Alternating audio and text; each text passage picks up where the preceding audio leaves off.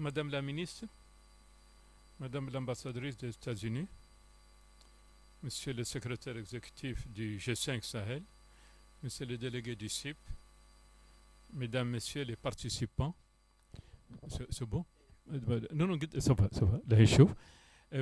J'ai le grand plaisir, j'allais dire le bonheur, et c'est vrai, de connaître les activités du Centre international le Centre international Private Enterprise, le CIP, depuis quelques années déjà.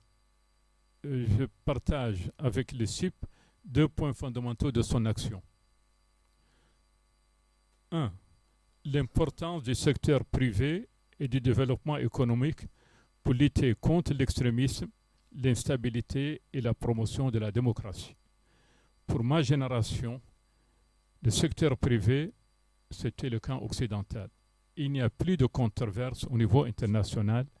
Tout le monde aujourd'hui, ancien Est, ancien Ouest, Nord-Sud, est pour le secteur privé. Donc, il faut qu'on accepte qu'il y a un consensus pour le secteur privé. Deux, l'importance du dialogue et de la participation de toutes les composantes nationales en faveur d'un engagement collectif pour la paix et le développement. Il n'y a pas de paix avec la pauvreté.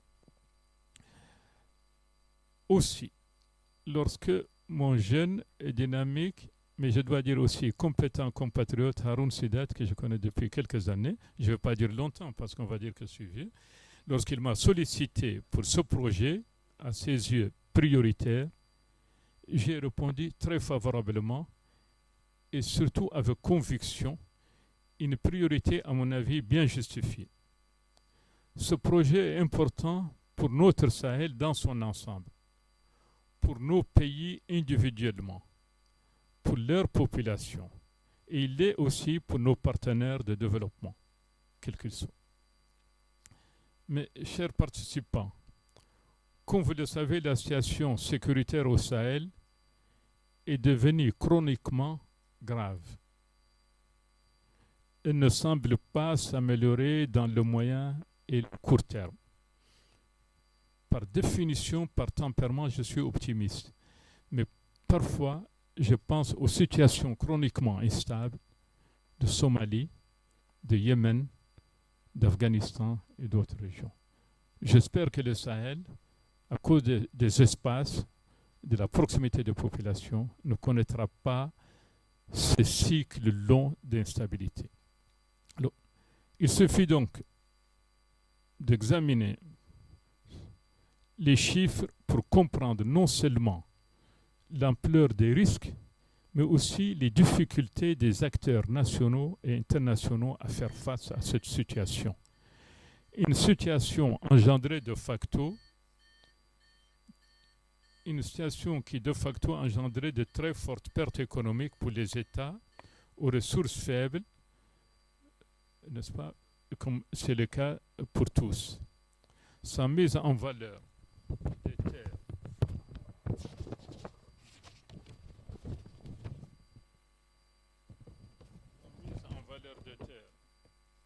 l'exploitation des ressources naturelles, les revenus des pays et la survie des populations vont s'aggraver.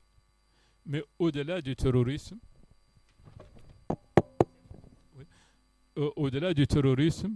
on se trouve dans un cercle vicieux avec des conflits ethniques et sociaux mettant en cause l'existence même de certains États. Et tout ça est lié. Les conflits internes sont liés à la pauvreté, sont liés à la violence. Par expérience, je peux affirmer que plus on tarde à briser le cercle vicieux de l'insécurité et de l'instabilité, plus celui-ci se renforce, devient plus complexe et vous avez des segments de la population qui vivent de l'insécurité et de l'instabilité.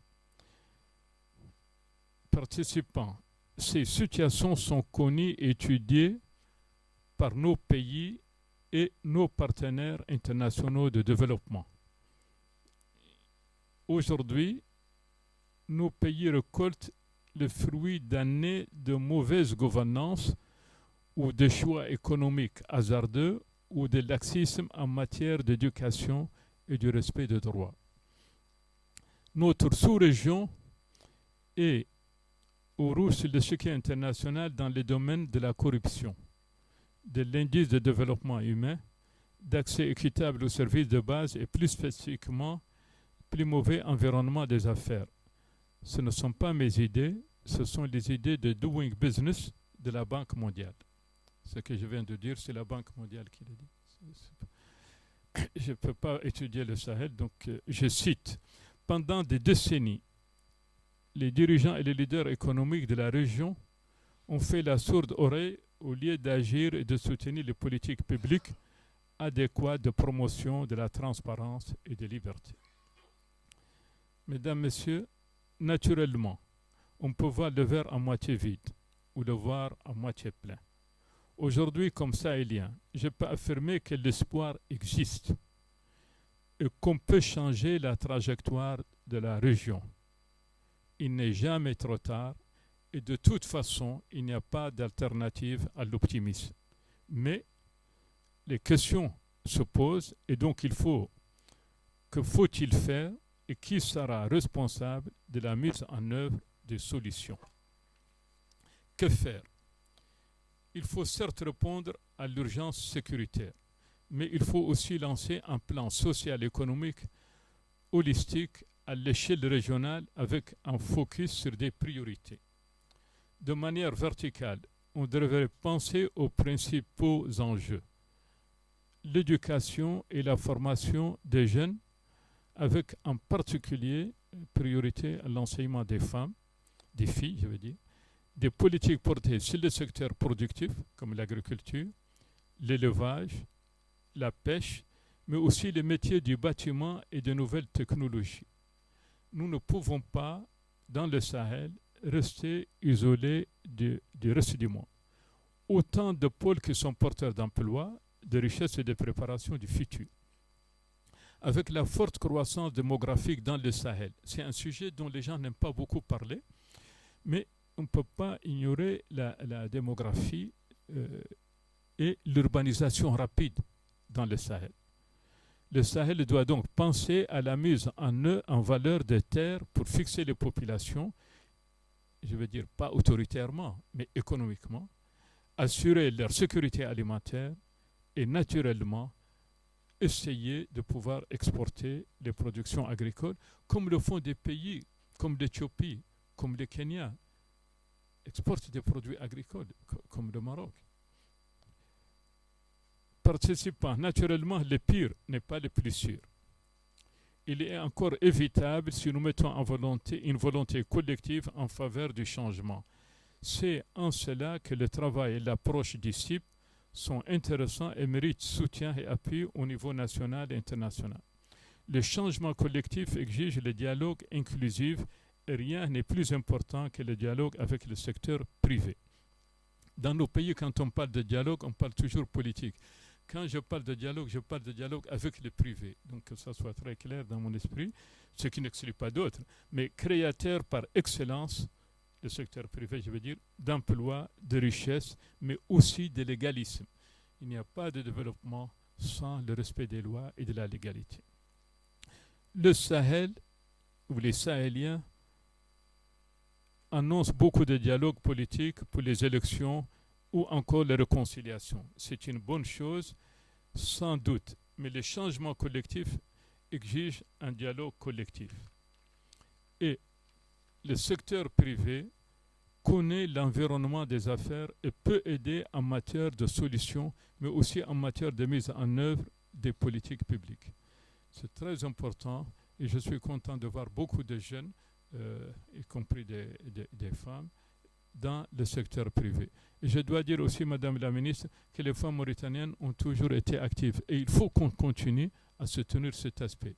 Je vous l'ai dit parce que ma tante a été chef de tribu pendant 10 ans. En conclusion, le dialogue public-privé demeure un ingrédient pour réussir le changement de trajectoire pour le Sahel, car il est le fil conducteur de la transformation économique tant souhaitée, à commencer par un changement dans la protection de l'environnement. Et je le dis, c'est important pour nous à Nouakchott qui sommes à 9 mètres au-dessus du niveau de la mer. À cet égard, j'encourage les participants ici présents, ainsi que les institutions publiques et le secrétariat du G5 Sahel, à intégrer cette démarche et prendre chacun et chacune les responsabilités pour le succès du projet. De mon expérience, dans la gestion des conflits et les zones à risque, je partage ainsi une leçon fondamentale autour de l'importance d'un dialogue constructif pour un développement inclusif. Si les citoyens et les citoyens d'un pays participent, ils deviennent acteurs et bénéficiaires du développement. Et c'est en cela que je remercie les organisateurs de cette réunion, les CIP, le secrétariat, parce que les délégués qui viennent de loin, le secrétariat comme Haroun et tous leurs associés qui nous ont aidés à organiser cette réunion.